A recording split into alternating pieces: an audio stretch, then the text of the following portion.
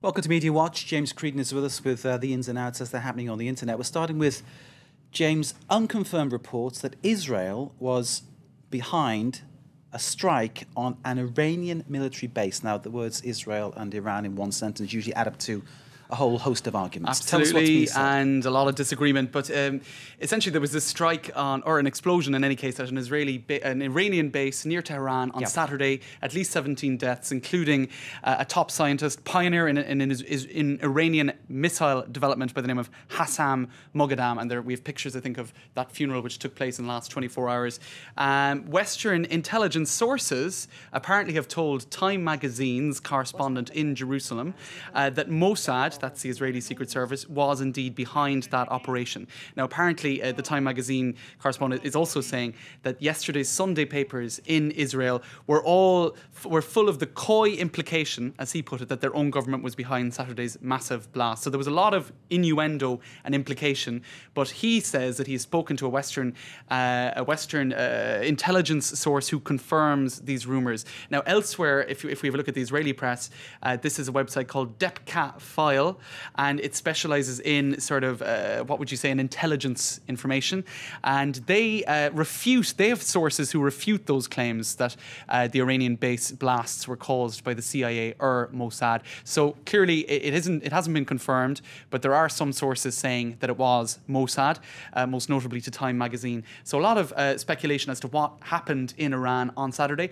And I suppose this comes hot on the heels of an IAEA report saying that Iran is moving towards having a nuclear missile, and also to a lot of reports in the press that Israel may launch a strike on Iran, an overt strike, instead of these, I suppose, suspected covert operations.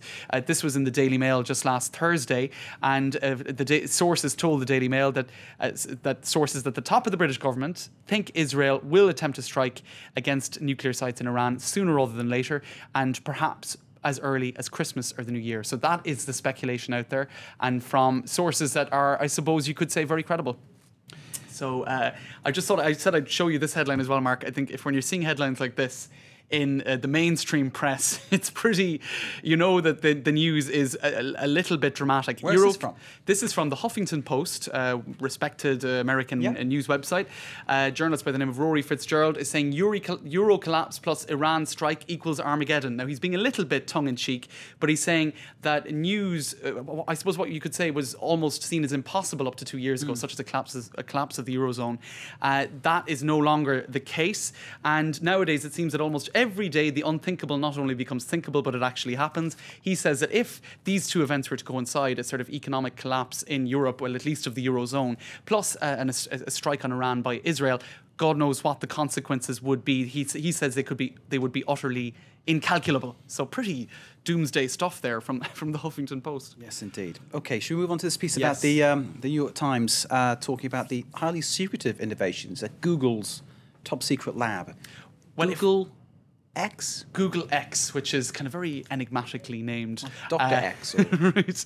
Now, apparently it's so secretive that a lot of Google employees don't know it exists, don't know where it is. It's somewhere in the San Francisco. Maybe I actually don't know if it exists. So this is pure speculation. Go on, you tell us. Journalists at the New York Times have been speaking to people at Google who say that it does exist, but all of them are very careful in what they say about it.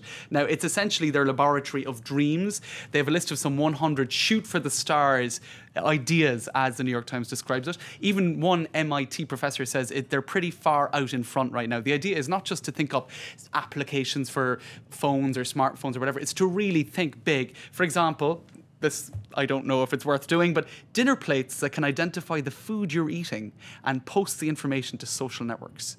So a plate that says, Mark is having steak and chips or foie gras and whatever the hell. Probably lentil loaf and broccoli. And post it on your Facebook page for everyone to read. Fridges that can restock by sending information directly to the supermarket. That I like. Lots of robot ideas as well. Robots that can do all the housework for you. Elevators that could take you into outer space. Computer watches that you can wear that send you information about people that you're passing in the street. Sure. This is all the future, according to Google. And what they've done at the New York Times is they've asked people, driverless cars as well, what they would like to see in the future. And one particularly smart person said, honest and accountable public servants. Carry on. I don't know if they'll be able to do that. A bacteria that eats only plaque found in arteries. So lots of just crazy ideas. It's worth having a look. Okay, James Creedon with Media Watch, as he says, it's worth having a look.